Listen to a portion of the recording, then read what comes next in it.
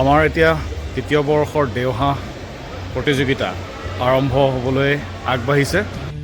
এই প্ৰতিযোগিতাখনি সৰুসজাই কৰ্মবীৰ নবীন চন্দ্ৰ বৰদলৈ ইনডোৰ ষ্টেডিয়ামত ৰাষ্ট্ৰীয় পৰ্যায়ত অনুষ্ঠিত কৰিছে।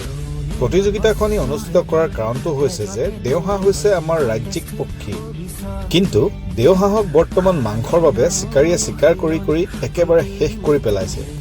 সেই পক্ষীক সংৰক্ষণৰ বাবে আৰু ৰাইজৰ ওচৰত সজাগতা বৃদ্ধি কৰিবলৈ এই প্ৰতিযোগিতাখনি ৰাষ্ট্ৰীয় পৰ্যায়ত অনুষ্ঠিত কৰিছে। দুদিনীয়া কাৰ্যসূচীৰে পতা এই প্ৰতিযোগিতাখনি আজি প্ৰথমটো দিন।